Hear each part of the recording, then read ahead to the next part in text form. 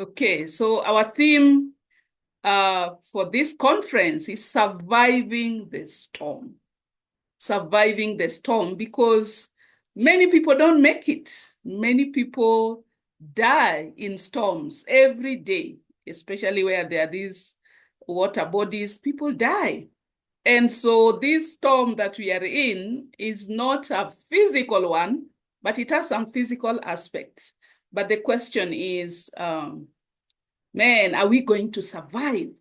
What do we need to do to survive?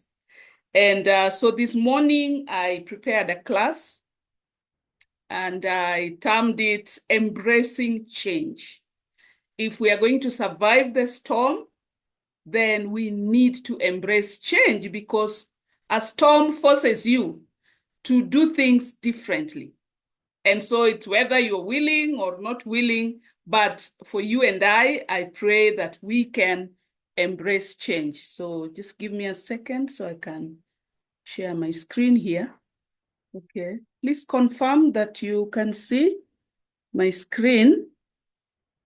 Yes, we can. You can see it. Thank you. Thank you. Yeah, so Yes, we we do. are going to talk about embracing change, embracing change. For us to be able to survive the storm, we need to embrace change. And my first point is the fact that change is inevitable. When you find yourself in a very unfamiliar event, things are happening, there's a need to change, and we can't avoid it. We can't avoid it, although sometimes we try to. So a time comes, always comes, when old methods can no longer sustain us. That time comes in our lives, be it a sickness, be it a financial challenge, be it our children growing from one stage to the other. Old methods stop working. And so that's the time that we are called to change, to make some decision. And the person we are going to learn from, if I can call him that, is our God. Our God is a God of change. And so I'd like to read just a few scriptures to make my point. In Genesis chapter 1 and in verse 2, it says, "Now the earth was formless and empty. Darkness was over the surface of the deep, and the Spirit of God was hovering over the waters." See, that was the starting point as God started creating. And we are told the earth, after he created the heavens and the earth, now the earth was formless and empty. And that state is just about to change as God starts creating different things. So he created this, he created that. And now by the time we get to Genesis 1:31, we are told that God saw all that he had made, and it was very good. And there was evening and there was morning, the sixth day. So something has changed. God could have as well said, okay, this is where things are at, but God changed the situation. He saw the formlessness, he saw the darkness, he saw the emptiness, and he worked on it. He made a change so that at the end there was something that he looked at and he said, it was very good. And so what we see from there is that change involves creating. Change involves making things better. That's the kind of change we are going to talk about here. That's the kind of change we need to embrace. Are we creating? Are we making things better? Are we, turning things around? In Isaiah 43, verse 19, still looking at God as a God of change, Isaiah 43, verse 19, and wow, I need help. Can somebody read for us there? Isaiah 43, 19. If you're ready, you just read. I cannot see hands or anything. Isaiah 43:19. Yes. See, I am doing a new thing. Now it springs up. Do you not perceive it? I am making a way in the wilderness and streams in the wasteland. Okay, that's our God. And he says, see, I am doing a new thing. It's about newness. I'm doing a new thing. And the thing that he's doing is he's creating, he's bringing up things that didn't exist. Okay? He says, I'm making a way in the wilderness where there was no way. He's making streams in the wasteland. A wasteland is at some dry place, making water bodies right there.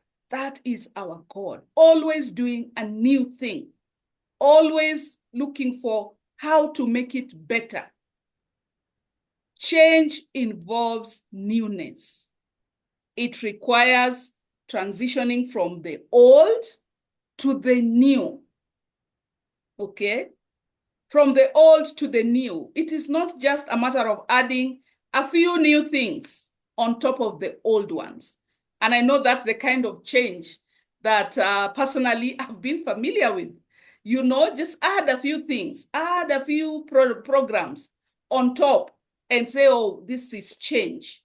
And sisters, I got an opportunity just in the last 2 months to be in a class where I've been learning about leadership and change. And man, it has been so eye-opening. And today I'm just going to share a few of some of the things that I've gotten the opportunity to learn just about change and how change is so important in leadership. That as a leader, you've got to be someone who embraces change. And especially now that we are going through this, now more than ever, we need to embrace change. In Revelation 21, verse 5, I'll just read it.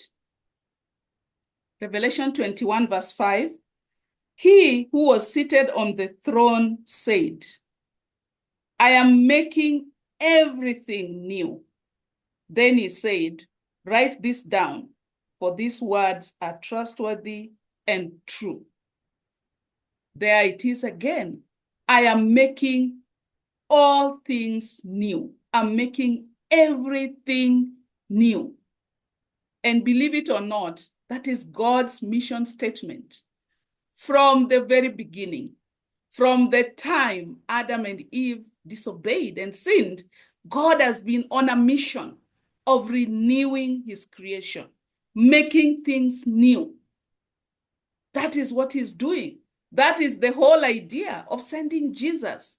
That is the whole idea of what you and I are involved in, even as we are on the mission and helping people to come to Christ. We are just joining the mission of God of making everything new. And so, having looked at those scriptures, we see God's heart. We see that our God is a God of change. He is constantly changing things around, turning things around. And so, as his people, you and I, as God's people, we also ought to imitate him and become a people of change. We need to imitate him and begin to embrace change. Amen. However, naturally, we resist change. Change is not easy for us.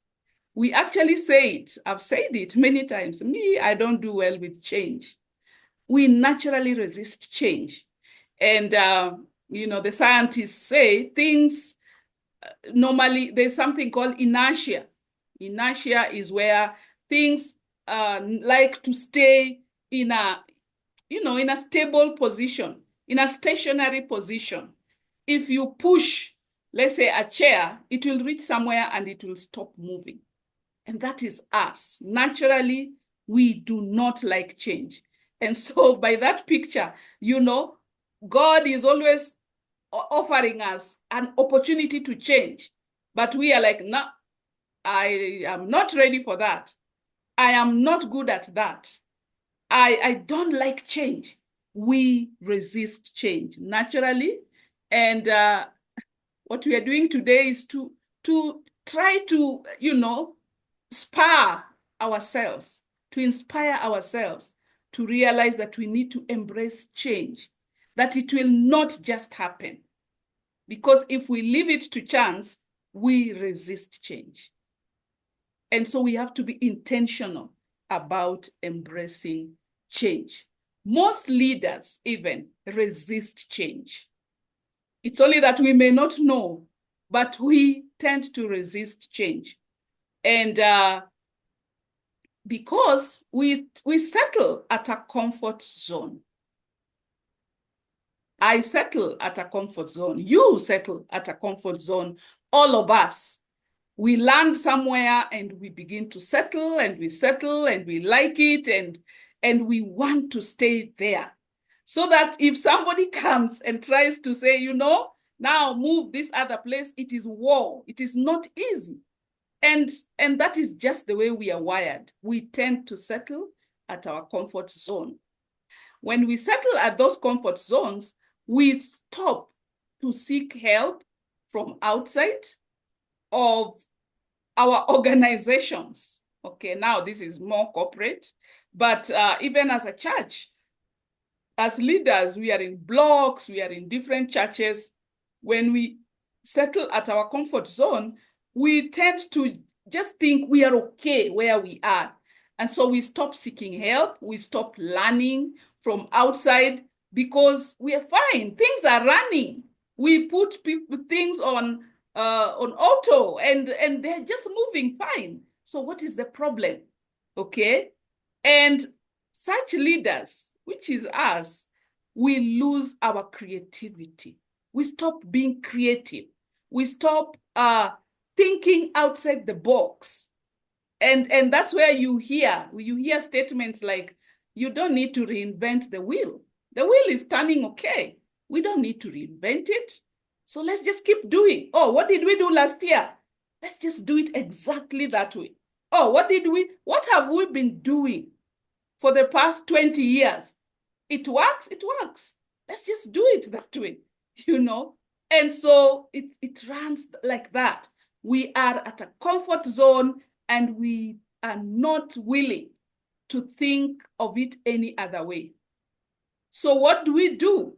We start to put all our efforts in looking good on the outside. We do cosmetic changes. We look good on the outside, we are okay with that. And and that's not change. If I brought makeup and put on my face, I've not changed anything. I will look good on the outside, even though I don't like them, but I will look good to people, but on the inside, that is the real me. And so our organizations, our churches, our ministries, there's a way they can look good on the outside. Oh, we baptized one person here, we are celebrating another one here, but what is really going on at the core of the ministry, at the core of the church, is there change taking place? Okay. And so I'm just describing these leaders who resist change. Many people, actually, there are people who try to bring change. Most people are tempting to transform their churches, their organizations, are actually unaware that they are actually resisting change, or they are slow to change. Okay? A little. We try, and when things are rocky, we draw back. We draw back. So that is a form of resistance. So as a result of this idea of leaders resisting change, believe it or not, 70% of change initiatives fail. They don't go anywhere. People start, they're excited, and then the more things change, the more they remain the same. 70% of all change initiatives, regardless of which field it is, be it in a church, be it in a company, be it in what organizations, 70% don't succeed. They fail because of our resistance to change. We don't go all out to change, but we really like our comfort zone. In addition, deep and sustainable organizational change remains elusive to most leaders. So most churches don't change. They remain the same. Most organizations don't change. They don't succeed at changing. It is, we would like to change, but then it is, we don't get there. It is difficult. It is very difficult. Okay, so what do we need to do? Now what? If naturally we resist change, what do we need to do? So we are going to talk about what successful change requires. And remember, wow, I'm not sharing this as an expert. These are just things I've come to learn. I'm like, wow, I need to share this with my sisters. What is required so that we can make successful change? There's something called deep change. You know, deep change is where the change is real and the change is for a long time. It is not a short-term change, but it also goes deep. It is not superficial. So deep change only happens when there's a complete overhaul of existing patterns, habits, and structures. Remember, we said at the beginning that, yeah, we all have that. We all have something that's working, something that's running, and we tend to like that something, to stay that way. But for deep change to take place, there must be a complete overhaul of those existing patterns when they stop working, when they stop supporting whatever we are trying to do. Then we need to be ready to make a complete overhaul. I don't know what that would look like in our situation, but that is something right there. I'm like, wow, okay. It involves taking risks. You take a risk and daring to be bold and say, this is going to change. This is going to change. I'm willing to put, you know, my whole heart into it for it to change. It's a risk to make changes. And it requires a paradigm shift in structures and behavior. We are not talking about changing our theology or changing our doctrine, but the how, the paradigm shift that has to do with our thought process, how we think about things, and even the structures, the things we've put into place to allow us to achieve the goal that we want to achieve. We need to be willing to overhaul that. And even our behavior, okay? Even our behavior. I know in our church of late, there's a lot of talk about the past, and now in the past we used to do this, and now we are, and that is encouraging. The fact that we are looking back and seeing some of the things we didn't do right, that's very encouraging. The question though is, what are we willing to do to change that so that we don't go back? Old habits die hard, so that we don't go back to those things we say we used to do and it was not good and it was this. Where is the one person who is saying this is changing today? We are not going back there and standing up and saying, you know, this and this was wrong. We apologize and we are changing. It requires a paradigm shift in structures and behavior. You know, if there are things that we've done in our leadership that have maybe hurt the church or hurt the people, are we willing to make that paradigm shift? Somebody else is called Bill Hybels. He says, for leaders to change, they must develop holy discontent with their current situations. Holy discontent. I know normally when we talk about discontentment, it is on the negative. You know, you need to be content. Godly people are content. But when you talk about discontent, it's not a very, it's not positive. And this man, High Bells, is saying we need to develop holy discontent. We need to reach a point where we have godly indignation about our situation and say, this is going to change. If we lack that holy discontent, he says, we cannot champion true, long-lasting change.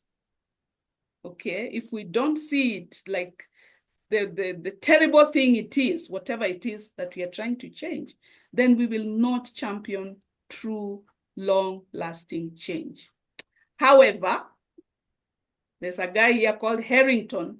He says, if you keep doing what you've been doing, this made me laugh. If you keep doing what you've been doing, you will keep getting what you've been getting. Okay? And now, as we talk about our finances, let me talk about that a little bit, because I know that one is closer home. That is one thing that has affected all of us. If we keep doing what we've been doing, we'll keep getting what we've been getting. Then we'll not get out of that situation. How has it been? People give tithe, and then we are paid. Is there something else we can do about that situation? Because if we keep doing it that way, we'll keep getting what we've been getting. We'll keep going. After some time, again, we are in a deficit. And I was looking back. I think we went through this, something similar in 2007, thereabout. We laid people off. Those who've been around for long, you can remember, because there was no money. Okay, so people left. Then again, we went for some time, we hired others. Then we got to 2016, we laid people off. So that's like 10 years. Okay, after 10 years, laid people off, people went, and it was, tough, nini. Then again, after some time, we hired people. Then we went, 2025, we have laid people off. So are we going to be doing that every 10 years? Every 9 years? Something has got to change. Something has got to change. And I think that's the message, that we've got to say, no, this system is not working for us anymore. What do we need to do differently? Okay, so successful change requires that. Some of you saw my profile this morning. As I was reading, I saw this: change will breed enemies. You will get enemies once you try as a leader that you are going to make change, that you are going to have a paradigm shift in the way things are happening. You will get some people who will not like it. And this saying by one of the past American presidents, he was actually the 28th president of America, called Woodrow Wilson. He said, if you want to make enemies, try to change something. Try to change something. And I like that because it's a good warning. He actually said this in 1915, not 20, 1915, before even somebody dreamt that we would be alive. In 1915, very sharp guy, he said this: if you want to make enemies, try to change something. And I think as we are going to make changes, it's good for us to be aware of this, so that you're not surprised. Hey, why are people acting this way? Why are people reacting? It's the change. It's not you they have an issue with. It's the change you're making. And we need to be prepared for that. Okay? What are the enemies of change? To start with, all organizations and churches have their well-defined cultures. There's a way we just do things. Take our services, for example. You know, we start with singing, then somebody will come up and welcome us and do an opening prayer, right? And then somebody will come up and lead us in a song before communion. And then we'll have a communion message. Sometimes nowadays, after communion message, there's a giving message. Then people take communion, they give. And then what happens? There's a song before the message, and then the message. And then somebody will go up to wrap up and announcements. You know, you get the point? But where is it written that is how a service needs to run? Yet we've been doing that for quite some time, 35 years to be exact. In fact, if you tried to change that even a little bit, some people will come talking to you. Hey, what's happening today? Why are we taking communion at the end of the service? It is a well-defined culture. That is how we do it. If you don't ask why, if you ask why, you know, you'll be in big trouble. But we have our well-defined cultures. That's just one. However, when storms rock our boats, okay, boats in quotes, then we as sailors need to be ready to change course and throw out some cargo to survive.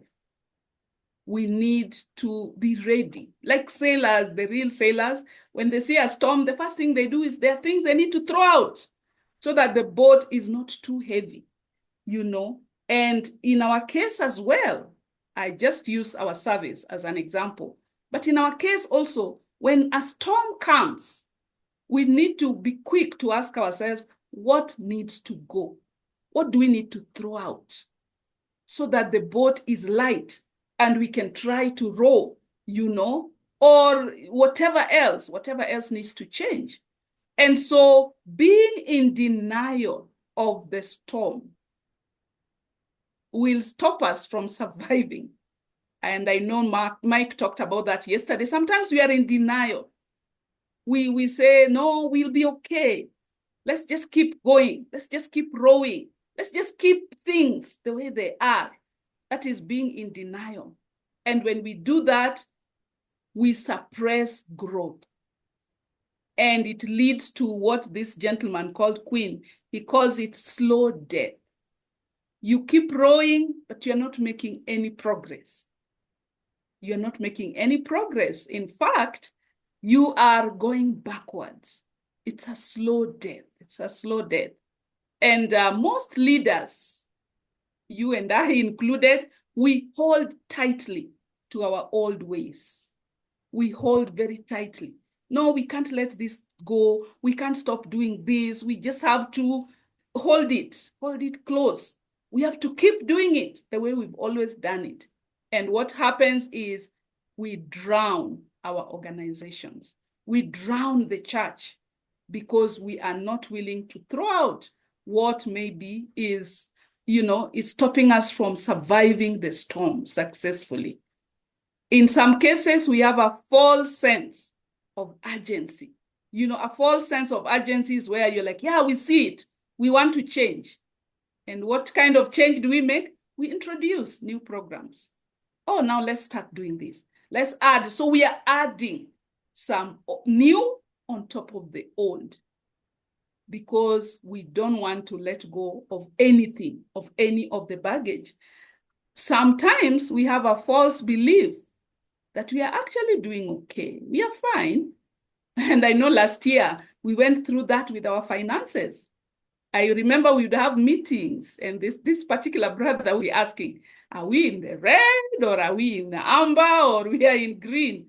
And man, the answers were not coming. What is going on? How are we doing?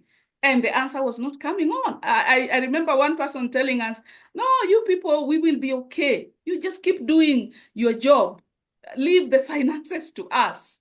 Where didn't we leave the finances? And we crash landed. And so sometimes we say, yeah, we are okay. We are in denial. We are avoiding the truth and we say, we are okay. That's an enemy of change. Anytime you say we are okay, we don't need to change anything. That's an enemy of change. It's better for us to say, no, we have a lot to work on, because then that leaves room for us to make changes to keep growing. So love for the comfort zone is an enemy of change. Love for the comfort zone is an enemy of change. And I'm praying that God helps us to hate the comfort zone, to want to be uncomfortable, to want to get out and do something that scares us, something that we don't like even, that we'll want to do it. If we want to survive the storm, we must get out of the comfort zone, embrace change. Okay. So the other thing I would like us to talk about is that change begins with the leader. Change begins with the leader. As you can see in that picture, the leader is championing change. Other people are not interested, but the leader is like, no, it's time for change. Let's make this change. It cannot be the people, the women we are leading who see the need for change and us we don't. Change begins with you and I as the leaders that God has chosen to lead his people. I don't know how many of us can read that writing there, but it's by Charles Darwin, this guy of evolution and all that, origin of species. It says, it is not the strongest leaders that survive, nor the most intelligent. Instead, it is the ones that are most responsive to change. Wow. It is not the strongest leaders that survive. It's not in our strength, but it's not even in the most intelligent. Instead, it is those who are most responsive to change, those who are willing to take that step and champion change, because change begins with the leader. And I'm glad that we are talking about this amongst ourselves here as the leaders, that change needs to begin with us. Whatever change you will see that you need in your ministry, it will start with you as the leader. Okay, so the character of a change leader, quickly, I'll try to go quickly. The leader must move out of their comfort zone. We've talked about that, into a fundamental state of leadership. There's that state, that's why I put it in quotes. That state is called fundamental state of leadership. As in, wow, that fundamental state of leadership is a state of change, is a state of coming out of the comfort zone. And that means that leadership actually equals change. The minute you are a leader, you are always looking out for what needs to change, what needs to get better. If I am a leader and nothing has changed for years, then I need to question my leadership. I need to question whether I have come out of my comfort zone into this fundamental state of leadership. Okay? A change leader is one who shakes up the status quo. The status quo is how things have been done, how things have always been done, that change leader is one who shakes up that status quo, is one who asks questions. But why do we do it this way? Can we do it differently? Is this style working for us? Is it making things better? Okay.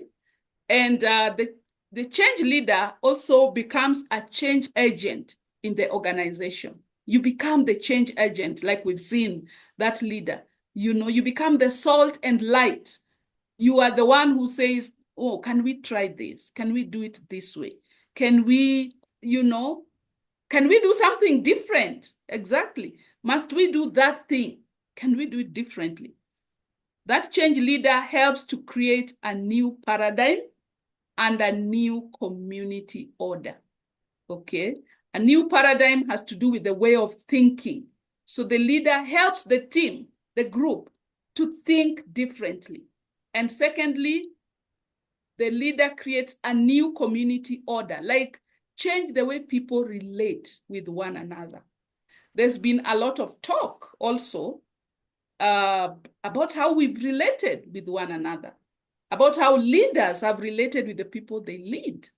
You know, some of the things we've done, some of the things we've said to people. Another sister was telling me how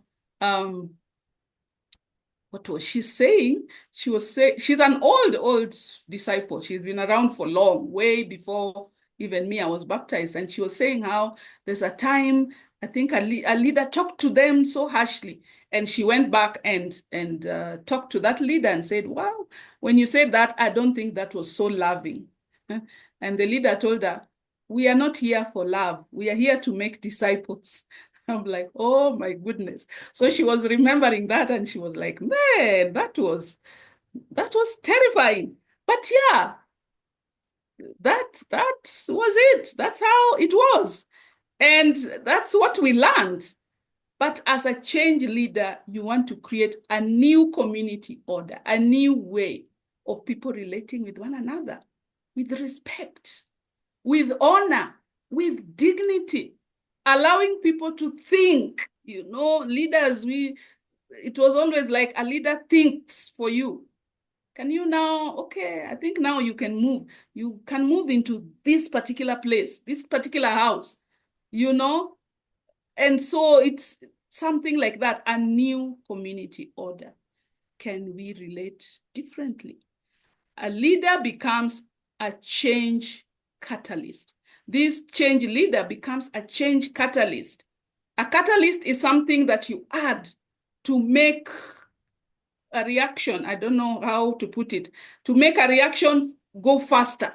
So a leader is one who comes into a situation and make the change happen faster, I think, faster and better. So that is a change catalyst. This person influences many people to join the change movement. That is a change leader. The leader also takes risks and forgets their personal comfort as they take one blind step at a time. And one of those people, the researchers, he called this building the bridge as they walk on it. You know, normally you want to see the bridge, it's complete before you can walk on it. But this person is saying, is arguing that a change leader is one who doesn't have to see the end of the bridge, but he builds that bridge. She builds that bridge as she walks on it. You put one, and then you walk there, then you put the next one at a time, because you are taking, it's a risk. You're taking a risk as you make that change. Okay. The character continued. The change leader creates a high sense of urgency among a group of people. Because, yeah, you can't make the change alone. You need to be working with people. And so as you are catalyst in there, you're creating a high sense of urgency. Like, guys, this is urgent. We need to do this. We need to work on this. And you are encouraging them and inspiring them and urging them on to be able to join this change movement. The leader also addresses the factors that are threatening the change process. You know, when you are making change, then there are also threats. There are also certain things that will make the process not move as required. You don't ignore them. You also address them as you keep moving. Okay? And then sustainable change requires community leadership, that people need to work together. And I know for me, sisters, that's something I'm really praying that we can do more, that we can lead together. We can be in each other's lives and in each other's ministries. Why not? You know, that we can have people crisscrossing, you know, where you have somebody here going to Kisumu, another one is going to Mombasa, somebody from Mombasa is going to Embu. because, yeah, we are a community. And so sustainable change requires community leadership, not hero leadership or a one-man show. You know, where you say, this is my territory. It is me and me and me. Nobody should cross those boundaries and come here. But even me, I'm not going to cross those boundaries. I think God did not intend for it to be that way, but that people can lead in community. This leader must admit that they don't know everything and be open to learning. Not only learning from people who've come from America, but also learning from our peers, learning from one another. And I know sometimes we say things here and it's like, oh, we don't take each other seriously until somebody comes from abroad and says the same thing. Then, wow, now we are talking. Now we can implement. I think no. We need to believe in ourselves and believe in each other and begin to learn from one another. Foreign is not equal to better, not always. I know we can learn from people from across, but also let's learn from one another. Let's learn from our peers. That is a change leader.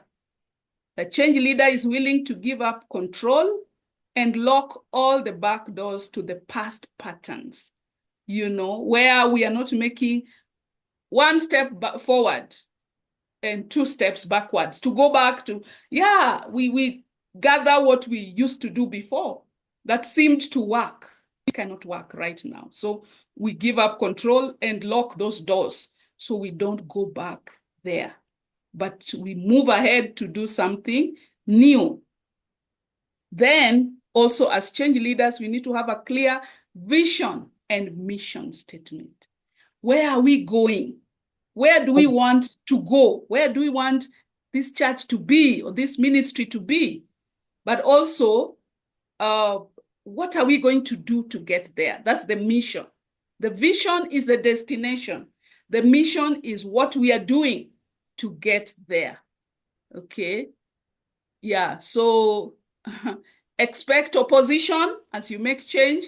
There are people who will come at you with blows and who will not be happy with what you're doing.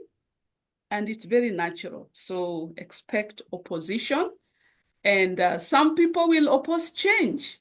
Some people will even claim, why are you forcing us? You're forcing us. Others may appear supportive outwardly, but then sabotage the process secretly. They will do things behind, to make sure that this thing is not what, they'll say, oh, this thing, we are not understanding.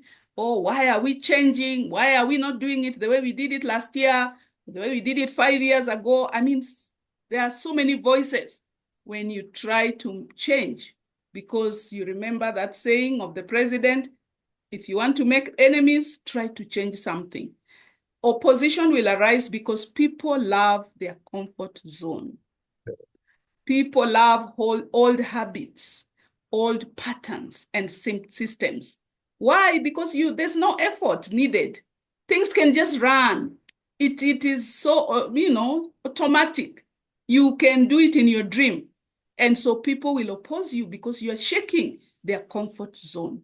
Whenever old ways are challenged, conflict will erupt because people are unwilling to change.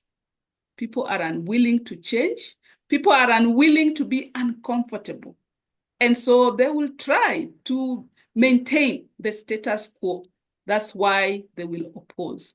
However, as a leader, you should remain focused on your change journey. You should remain very clear, because no real change will happen without opposition. It is bound to come.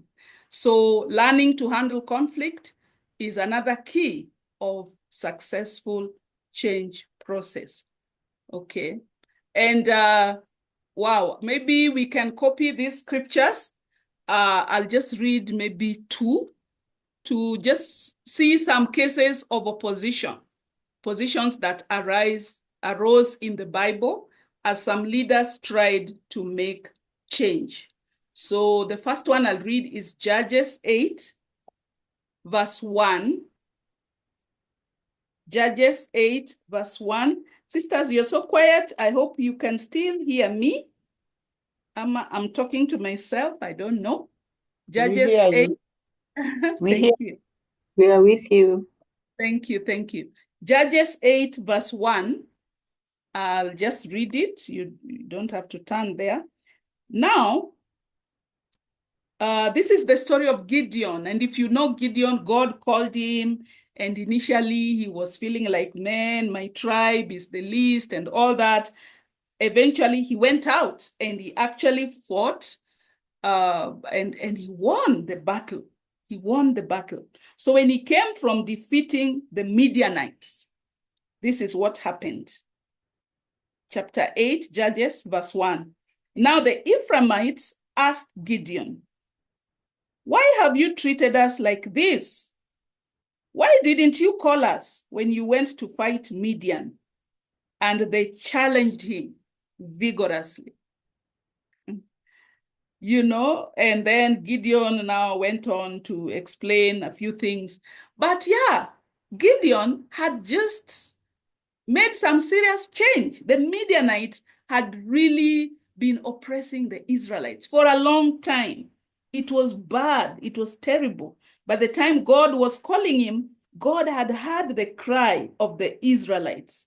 He had heard their cry, how the Midianites were, spoiling their crops and just making it impossible for them to go on with their lives. And now Gideon has, with the help of God, obviously has gone out there and he has defeated the Midianites. These Ephraimites, they were also Israelites. Instead of celebrating and maybe telling Gideon, wow, thank you, we appreciate, what do? They are opposing him and they're asking, why have you treated us like this? Why didn't you call us when you went to fight Midian? Who was supposed to call them? Israel was at war. So where were all these people all along? So sometimes some of the people who will oppose you are the people who knew very well what is supposed to be done, but they were standing on the fence and hoping that this thing does not succeed.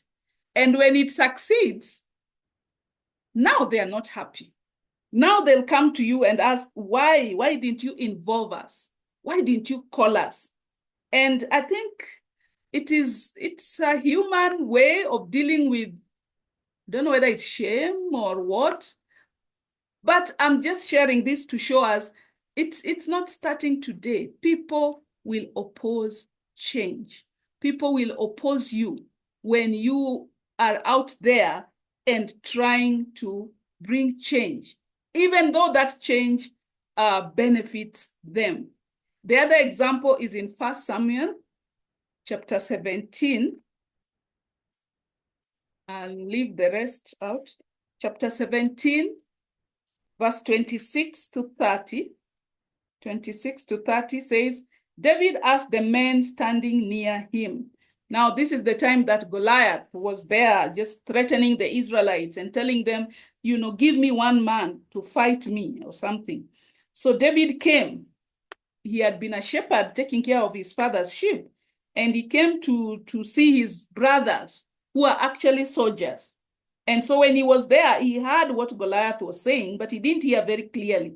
So he asked, verse 26, he asked the men standing near him, what will be done for the man who kills this Philistine and removes this disgrace from Israel? Who is this uncircumcised Philistine that he should defy the armies of the living God? They repeated to him what they had been saying and told him, this is what will be done for the man who kills him. When Eliab, David's oldest brother, heard him speaking with the men, he burnt with anger at him and asked, why have you come down here? And with whom did you leave those few sheep in the wilderness? I know how conceited you are and how wicked your heart is. You came down only to watch the battle. And now David is like, no, what have I done? And all that. But you see the dynamic. You see what's going on there. David's older brother doesn't like that David has come and he wants to do something about the situation. Goliath had been coming to taunt the Israelites for 40 days, I think, 40 days and 40 nights. And no one was willing. No one was daring enough to go and face him. And now David, the youngest of these brothers, comes and he's like, what is going on here? What is this uncircumcised Philistine, saying and defying the armies of the living God? And he wants to go fight him. He's asking what will be done for the man who will fight this big giant. And the brothers don't like it. Sometimes people will oppose you because they don't like your guts. They don't like the courage you have to make the change. They don't like the fact that they've been there all this long and now you're showing up and you're making them look bad. You're making them look weak. Why are you, why are you making us look bad? Why are you showing up? And now you seem to really want to do something about this situation. Just let it stay as it is. And so opposition to change will be there. It will happen. Jesus too faced opposition.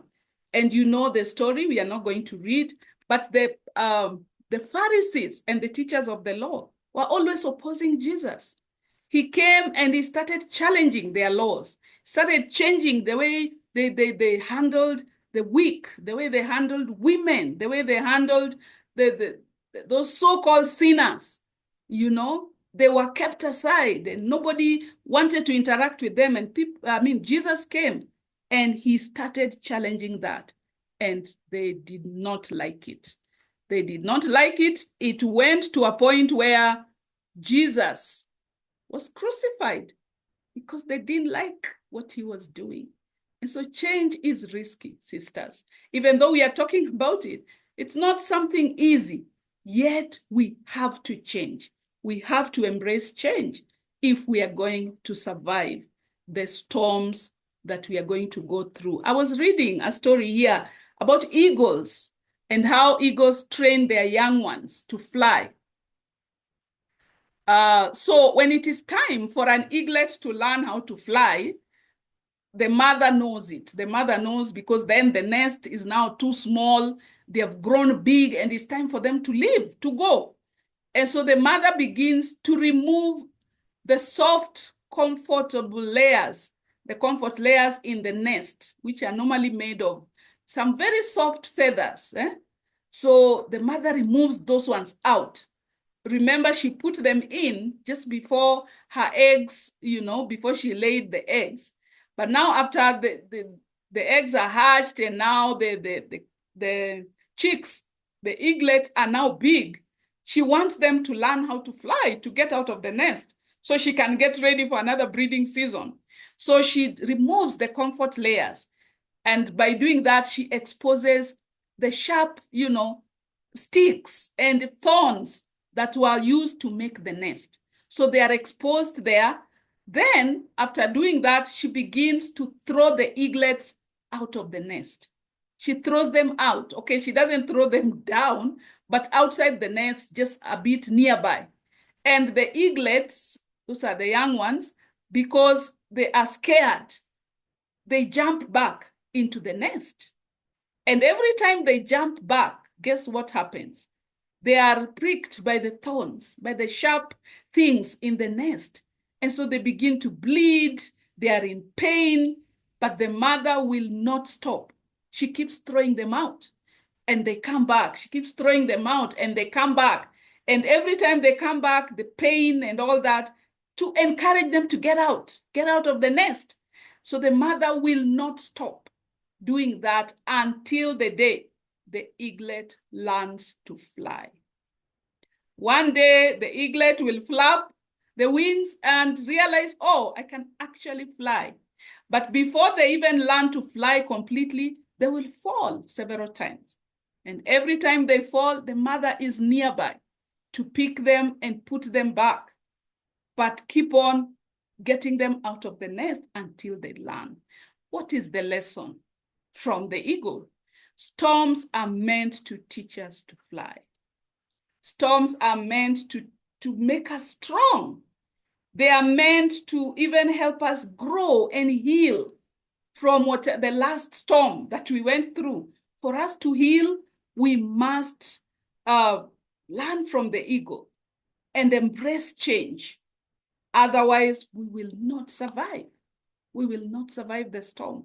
If that little eaglet does not learn how to fly, it will be prey. It will be eaten by some wild animal if it cannot fly. And so for you and I, we need to learn how to survive the storm by embracing change. Okay, so there are some application questions here. Maybe you can take a photo. You can take a screenshot to just help us see what we need to do practically. You know, we must embrace change, definitely, but also ask yourself, how have you resisted change lately? How have you resisted change? What old traditions, patterns, and structures are you tempted to hold on to tightly? Say, no, this one is not going, even though it's not working. What new thing can you start doing in a new way? And I've written those in red intentionally. What new thing can you start doing in a new way? And new in terms of the old one is not working. It's not working. So what is it? What can you do to influence other people to join the change movement? Maybe you need to teach more. Maybe you need to preach more. I don't know. I don't know how we are doing in our churches, in our ministries. As sisters, we need to be teaching. We need to be preaching, teaching the sisters. There are things that are not addressed on the pulpit. That's where we come in, you know, to teach and to preach. What kind of oppositions have you faced when initiating change? How have you handled them? And then lastly, leadership equals change. How do you respond to this statement? How do you respond to this statement? And yeah, I think that's the end. Thank you so much for listening. May God bless you. Thank you.